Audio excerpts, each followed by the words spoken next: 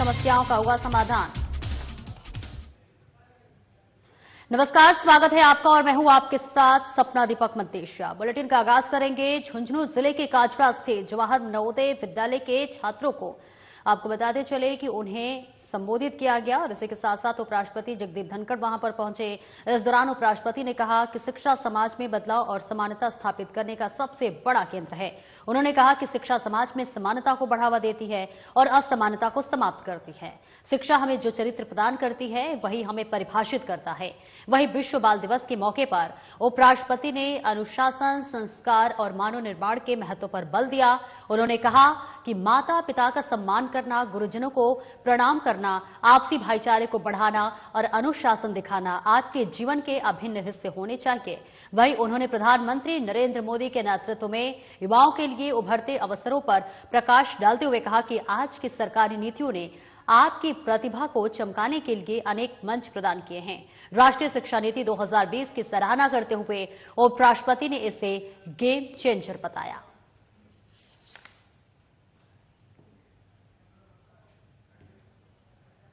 तो तस्वीरें आपको दिखा रहे हैं जहां झुंझुनू जिले के काजरा स्थित जवाहर नवोदय विद्यालय के छात्रों को उपराष्ट्रपति जगदीप धनखड़ ने संबोधित किया। इस दौरान उपराष्ट्रपति ने कहा कि शिक्षा समाज में बदलाव और समानता स्थापित करने का सबसे बड़ा केंद्र है। उन्होंने कहा कि शिक्षा समाज में समानता को बढ़ावा देती है और असमानता को समाप्त करती है।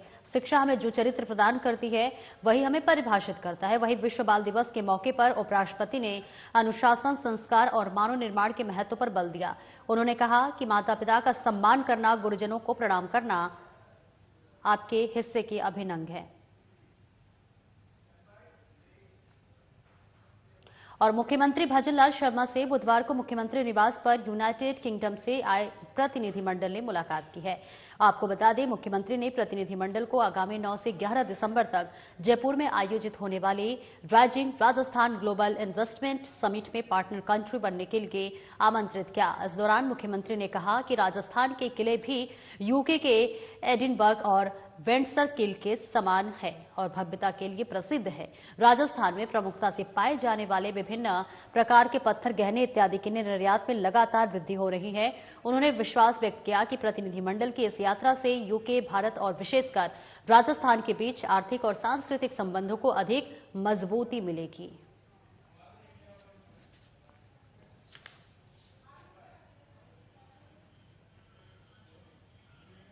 मुख्यमंत्री भजनलाल शर्मा के निर्देशानुसार राज्य सरकार ने प्रदेश में फिल्म द साबरमती रिपोर्ट को टैक्स फ्री किए जाने का निर्णय किया है। जी हां, इस फिल्म के बता के निर्णय से प्रदेश में इस फिल्म के टिकट पर लगने वाली राज्य माल और सेवा कर की प्रतिपूर्ति राज्य सरकार द्वारा की जाएगी। और इसको लेकर मुख्यमंत्री भजनलाल शर्मा ने कहा कि ये फिल्म अतीत की उस सच्चाई को उजागर करती है जिससे पूरा देश अनभिज्ञ था। इस फिल्म के माध्यम से निर्दोष व्यक्तियों को अपनी बात रखने का मौका मिला है।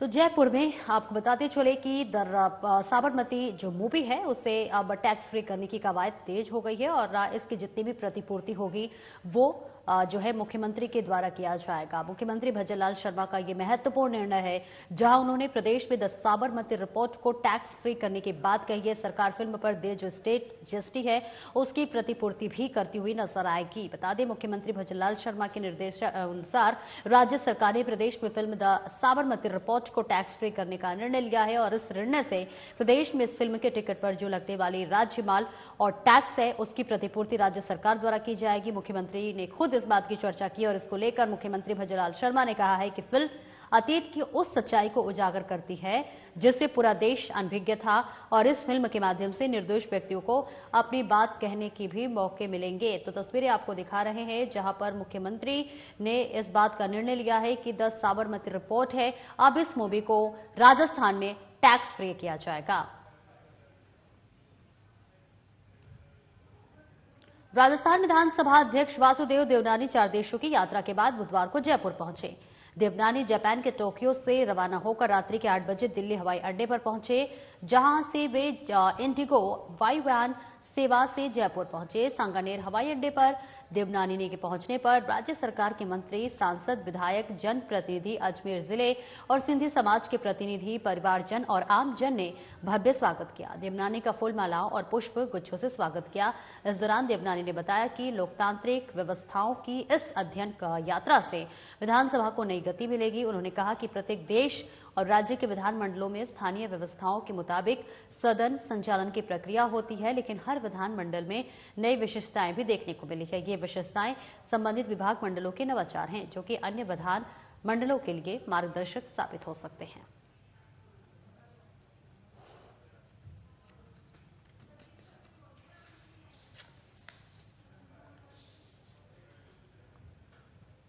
जयपुर के बिड़ला ऑडिटोरियम में जाट हॉस्टल के संस्थापक विजय पुनिया का जन्मदिन बड़े ही धूमधाम के साथ मनाया गया। इस मौके पर जाट हॉस्टल से पूर्व निकाले हुए छात्र और वर्तमान छात्र शामिल हुए। आपको बता दें कि एक तरफ से पूर्व छात्रों का स्नेह मिलन समारोह था और इस मौके पर जाट हॉस्टल के अलावा अन्य हॉस्टलों के छात्र भी शामिल हुए। इस कार्यक्रम में जाट महासभा के अध्यक्ष राजा राम मिल, गुर्जर समाज के नेता विजय बैंसला, पीसीसी अध्यक्ष गोविंद सिंह डोटासरा, राजस्थान सरकार के मंत्री जवाहर सिंह बेढम, राजस्थान सरकार के मंत्री कन्हैयालाल चौधरी समेत कई जाट सरकारी सरदारी शामिल हुए और सभी लोगों ने विजय पुनिया को जन्मदिन की हार्दिक शुभकामनाएं दी।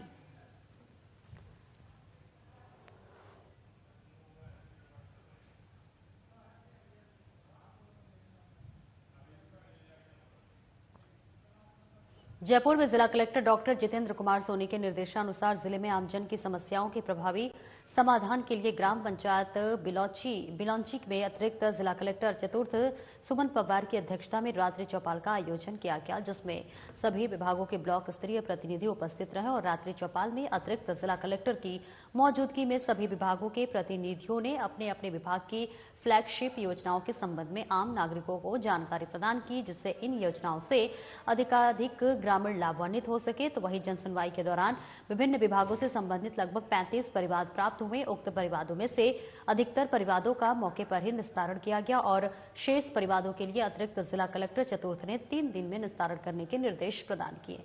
रात्रि चौपाल के अंत में सभी अधिकारियों, कर्मचारियों, ग्रामीणों ने स्वच्छता की शपथ ली।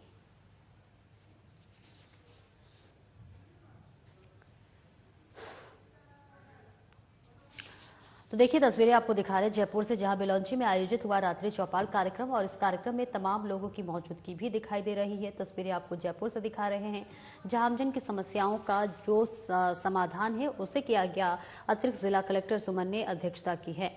तो जयपुर में जिला कलेक्टर डॉक्टर जितेंद्र कुमार सोनी के दिशा निर्देशों के अनुसार जिले में आगमन की समस्याओं के प्रभावी समाधान के लिए ग्राम पंचायत बिलौंची में अतिरिक्त जिला कलेक्टर चतुर्थ सुमन पवार की अध्यक्षता में रात्रि चौपाल का आयोजन किया गया।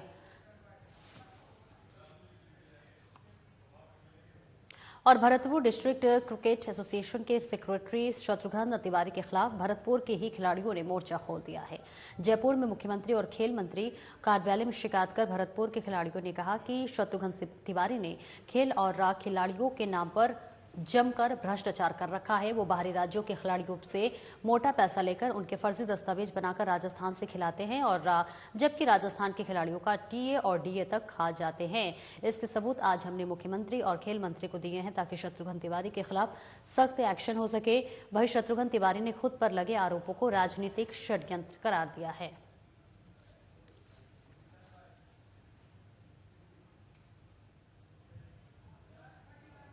चित्तौड़गढ़ जिले के शंभूपुरा थाना पुलिस ने अवैध मादक पदार्थों की तस्करी के खिलाफ कार्रवाई करते हुए एक कार से 1 क्विंटल से अधिक अवैध डोडा चूरा जब्त किया है।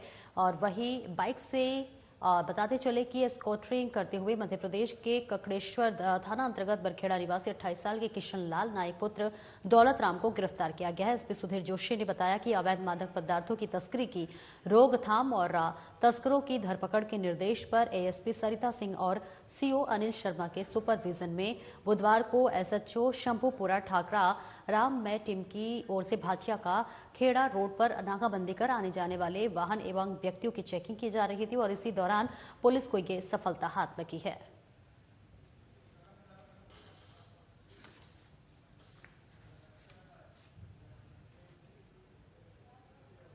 भारत सरकार के national digital live stock mission के प्रतिनिधियों के साथ पशुपालन विभाग के अधिकारियों की बैठक सचिवालय में आयोजित की गई और इस चर्चा में बीआईएफएल के प्रतिनिधि भी ऑनलाइन शामिल हुए। पशुपालन विभाग के शासन सचिव डॉक्टर राज समीर शर्मा ने कहा कि पशुओं का चिन्हीकरण, टीकाकरण, प्रजनन, पोषण, बीमारियों के उपचार और मोबाइल वेटरनरी यूनिट सेवा को एकीकृत प्लेटफॉर्म पर संपादित किया जाएगा। बैठक में डॉक्टर शर्मा ने निर्देश दिया कि 1962 ऐप अधिक से अधिक पशुपालकों से डाउनलोड करवाया जाए ताकि विभागीय योजनाओं का लाभ आसानी से उठा सके और अपने पशुओं के बारे में भी जानकारियां ले सके।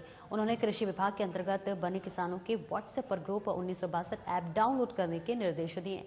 इस ऐप के माध्यम से पशुपालक अपने पशुओं के उपचार के लिए सीधे ही कॉल सेंटर पर कॉल कर सकेगा। उन्होंने कहा कि पशुओं के टैग नंबर को उनका आधार नंबर माना जाए और उसी नंबर से उनका रजिस्ट्रेशन 1962 ऐप पर किया जाए।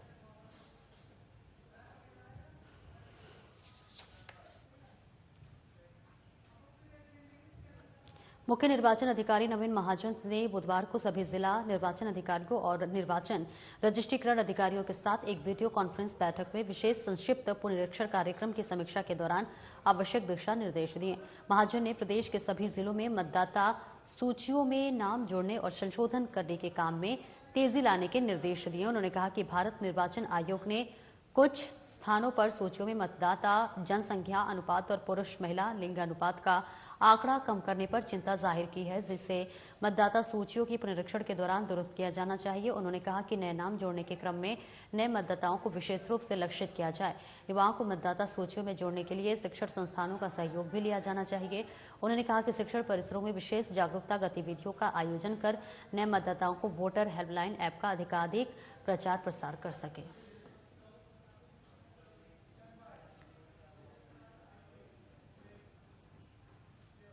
बीकानेर जिला कलेक्टर नम्रता विष्णु ने पुलिस अधीक्षक काव्येंद्र सिंह सागर के साथ खाजूवाला के सीमांत क्षेत्र 34 KYD और 40 KYD में मिशन सरहद संवाद के तहत बुधवार को जन सुनवाई की। इस दौरान उन्होंने कहा कि सरहदी क्षेत्र में रहने वाले लोगों की समस्याओं को सुनने और उनके त्वरित समाधान की दृष्टि से ये पहल की गई है और इसके तहत कई विभागों के जिला और ब्लॉक स्तरीय अधिकारियों की मौजूदगी में आम जन की बातें सुनी जाएगी। जन सुनवाई के दौरान 34 KYD में सामाजिक सुरक्षा पेंशन योजना के लिए सर्वे करने और पात्र लोगों के वंचित होने की स्थिति में उन्हें लाभान्वित करने के लिए निर्देश दिए गए हैं। आंगनबाड़ी केंद्रों में नामांकन की स्थिति के बारे में जाना। इस दौरान ग्रामीणों ने बंद रास्ता खुलवाने, फसल बीमा का लाभ दिलाने, खाजूवाला से 34 KYD तक आने वाली सड़क दुरुस्त करवाने, मनरेगा के तहत अपने खेत अपना काम के तहत निजी जल कुंड और पशु शेड स्वीकृत करने की मांग रखी। वहीं सरपंच मांगीलाल ने ग्राम पंचायत में 34 KYD में स्वास्थ्य केंद्र खुलवाने, यहाँ के विद्यालय को PM श्री योजना में शामिल करवाने, 34 KYD के प्राथमिक विद्यालय को उच्च प्राथमिक तथा 34 KYD में उप स्वास्थ्य केंद्र को प्राथमिक स्वास्थ्य केंद्र में क्रमोन्नत करने की आवश्यकता जताई है।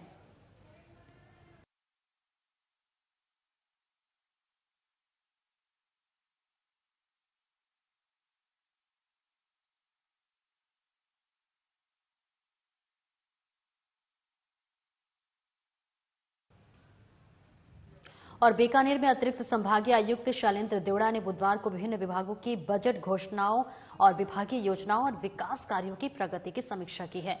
देवड़ा ने कहा कि सभी बजट घोषणाओं के जिला स्तर पर प्रगति की मॉनिटरिंग करने के समयबद्ध रूप से क्रियान्वित सुनिश्चित करें। उन्होंने कहा कि जनहित और मूलभूत सुविधाओं से जुड़े कार्यों को प्राथमिकता देते हुए शीघ्रता से पूरा किया जाए। बजट घोषणाओं के कार्यों में भूमि आवंटन से जुड़े प्रकरणों का उच्च स्तर पर संवाद कर जल्द निस्तारण किया जाए। और वहीं अतिरिक्त संभागीय आयुक्त ने जिले के समस्त कार्यालय भवनों और परिसरों की साफ सफाई और सौंदर्यीकरण, अनुपयोगी सामान की नीलामी और पुराने रिकॉर्ड को सुव्यवस्थित करने के संबंध में जानकारी लेते हुए ई-फाइलिंग प्रणाली का आधिकारिक उपयोग करने का कहा गया है।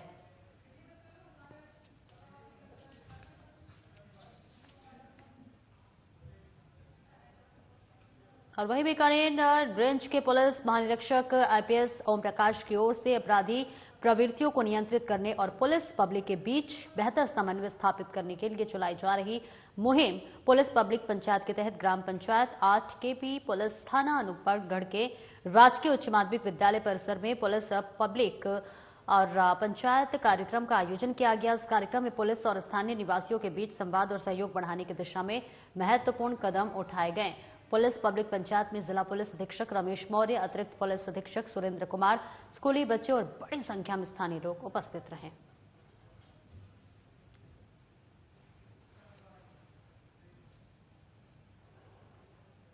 जयपुर विकास प्राधिकरण द्वारा जोन 11 निजी खातेदारी करीब 20 बीघा कृषि भूमि पर नवीन अवैध कॉलोनी को प्रारंभिक स्तर पर ही पूर्णतः ध्वस्त किया। वहीं जोन 12 निजी खातेदारी करीब 19 बीघा कृषि भूमि पर 3 नवीन अवैध कॉलोनियों को प्रारंभिक स्तर पर ही पूर्णतः ध्वस्तीकरण किया गया। वहीं साथ ही जोन 9 सुओ मोटो के तहत गोनेर में रोड सीमा को कब्जा अतिक्रमण मुक्त करवाया। पुलिस उप महानिरीक्षक कैलाश चंद्र विष्णु ने बताया कि जोन 11 के क्षेत्राधिकारी में अवस्थित ग्राम पवालिया जिला जयपुर में करीब 20 बीघा निजी खातेदारी कृषि भूमि पर जेडीए के बिना स्वीकृति, अनुमोदन और बिना रूपांतरण करवाए भूमि को समतल वृंदावन बिहार के नाम से कर बीते दिवसों मौका पाकर रातों रात किए गए अतिक्रमण के ध्वस्त किया गया है।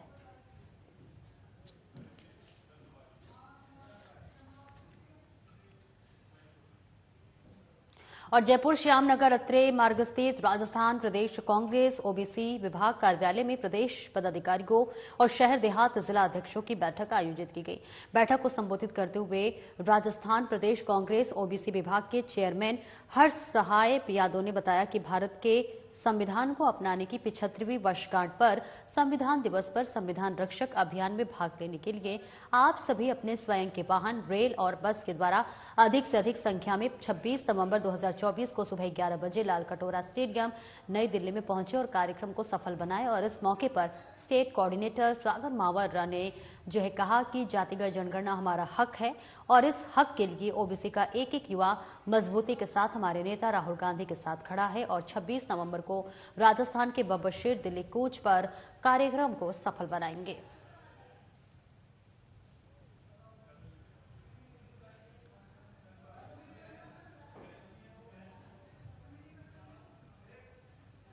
और बीकानेर के महाराजा गंगा सिंह विश्वविद्यालय और बेसिक पीजी कॉलेज के संयुक्त तत्वाधान में 19 और 20 दिसंबर को हाइब्रिड मोड पर अंतर्राष्ट्रीय कॉन्फ्रेंस का आयोजन किया जाएगा। महाराजा गंगा सिंह विश्वविद्यालय के कुलपति आचार्य मनोज दीक्षित ने बुधवार को इसके पोस्टर का विमोचन किया। इस दौरान नगर निगम उपायुक्त कुलराज मीना मौजूद रहीं। कॉन्फ्रेंस संरक्षक रामजी ब्यास ने बताया कि कॉन्फ्रेंस का विषय युवाओं के लिए सोशल, इकोनॉमिक एंड टेक्नोलॉजी के परिप्रेक्ष्य में इनोवेशन एंड एंटरप्रेन्योरशिप रखा गया है। इस मौके पर कुलपति आचार्य मनोज दीक्षित ने कहा कि वर्तमान समय युवाओं के एंटरप्रेन्योर बनने का है।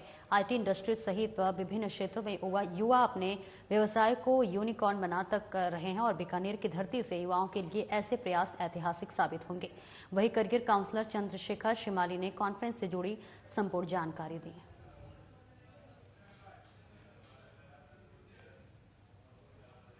राजस्थान विधानसभा में बुधवार को आयोजित एक समारोह में आर्मेनिया में आयोजित यूरेशियन कुडो कप 2024 में राज्य के विजेता खिलाड़ियों का सम्मान किया गया। खेल मंत्री राज्यवर्धन राठौर और सरकारी मुख्य सचेतक जोगेश्वर गर्ग ने खिलाड़ियों को स्मृति चिन्ह भेंट कर किए और उनको यूरेशियन कुडो कप में मिले मेडल, प्रमाण पत्र और शील्ड का अवलोकन किया गया। वहीं राठौर ने खिलाड़ियों को बधाई और शुभकामनाएं देते हुए कहा कि खेल में मन, मस्तिष्क और शरीर सभी एक साथ काम करते हैं। उन्होंने कहा कि खिलाड़ी खेल के मैदान के साथ साथ मैदान के बाहर भी चैंपियन बने।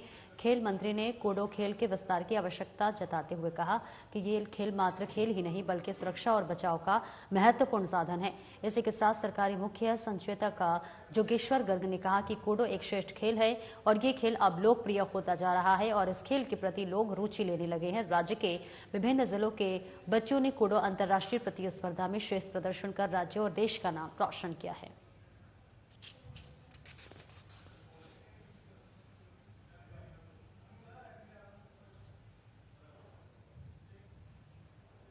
और राजगढ़ बांदीकुई रेल मार्ग के मध्य स्थित फाटक नंबर 142 के समीप ठेका खोले जाने के विरोध में महिलाएं धरने पर बैठी हैं। धरने की सूचना पर कोठी नारायणपुर पुलिस चौकी in charge head constable Ramesh Chandra मौके पर पहुंचे और जहां उन्होंने महिलाओं को काफी समझाइश का प्रयास किया, लेकिन महिलाएं अपनी मांग पर अड़ी हैं। चंदू ने बताया कि उसका एक लड़का शराब पीने से मौत हो गई, उसके 5 बच्चे हैं और वो उसकी पत्नी का पालन पोषण कर रही है।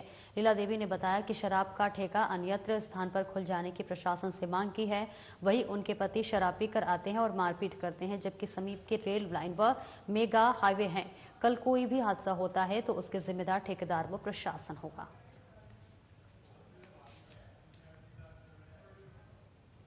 दंगा करता है, हम मर जाएंगे, हम मंजूरी करके हमको रात आपने इसकी सूचना प्रशासन को दे दी क्या? हाँ, मेरा बच्चा मर गया, 5 बालक छोड़ के दारू 12 बजता ही भग जाते यार, कुमाई का भाव ना कर लेते, 100-200 तो कमाते यार, दारू पियाता है, पीछे आके बेरबानी मारता है, वो खुद ही मर गया, आप ही मर गया। ये 5 बार मेरे साथी पे छोड़ गया यार। अब ये दूसरा पीरिया दारू, ये ठेका यहाँ खुल गया, इधर तो ये लेने यार, इतनी गाड़ी की सड़क है, ये दूसरा मर जाएगा, फिर मैं क्या करूँगा बताओ यार। भाई ठेका नहीं खुलवा देंगे। कौन सी जगह खुल रहा है ठेका? ठेका यो याद खुदा हनुमान जी पारा को ठेका खुदा कहता हूँ। अब कौन सी जगह है इस समय? ठेका या कुर्सी नहीं खुलवा देंगे, ठेका नहीं खुलवा देंगे।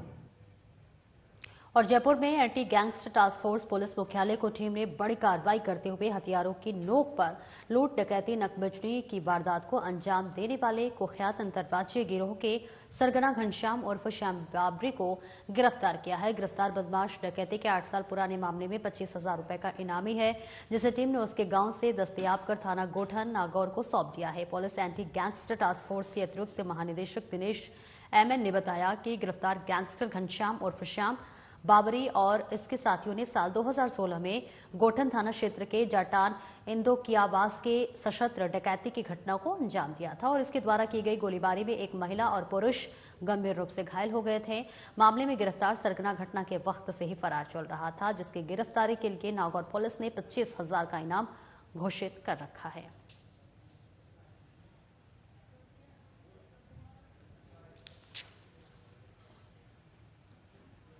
भरतपुर जिले के लखनपुर थाना पुलिस ने हाईवे पर वाहन चालकों से अवैध वसूली के मामले में त्वरित कार्रवाई करते हुए 2 आरोपियों मदन मोहन जाट और रवि जाट को गिरफ्तार कर लिया है। एसपी मृदुला कछवाहा ने बताया है कि बुधवार को प्रदेश के एक प्रतिष्ठित समाचार पत्र में खबर छपी थी कि डेहरा मोज चौकी से महज 100 मीटर दूर वाहनों से अवैध वसूली धड़ल्ले से हो रही है।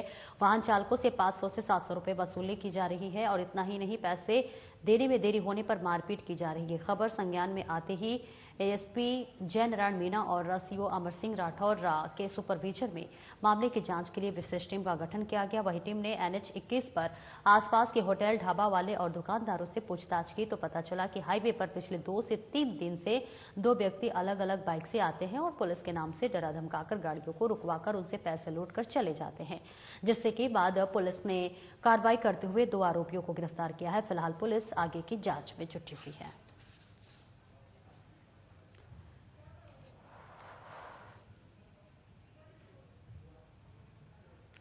पशुपालन, गोपालन और डेयरी मंत्री जोराराम कुमावत ने वित्त वर्ष 2024-25 की बजट घोषणाओं को समय पर पूरा करने के निर्देश देते हुए कहा कि पशु कल्याण और पशुपालक हमारी सरकार की प्राथमिकता है। पशुपालन मंत्री मंगलवार को सचिवालय स्थित अपने कक्ष में विभागीय समीक्षा बैठक को संबोधित कर रहे थे। उन्होंने बजट घोषणा के तहत पशुधन विकास कोष और ब्रीडिंग पॉलिसी की प्रगति की समीक्षा की। उन्होंने मोबाइल वेटनरी और इसी के साथ साथ यूनिट के विशेष प्रचार प्रसार पर जोर देते हुए कहा कि अधिक से अधिक लोगों तक इसकी जानकारी से ही हमारे इस योजना का लाभ लोगों तक पहुंच जाएगा।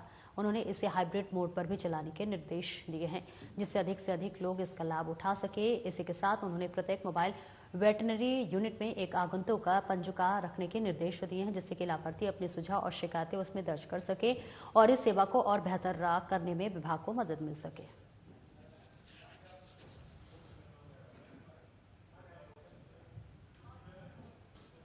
फिलहाल इस बुलेटिन में इतना ही। दीजिए इजाजत। नमस्कार।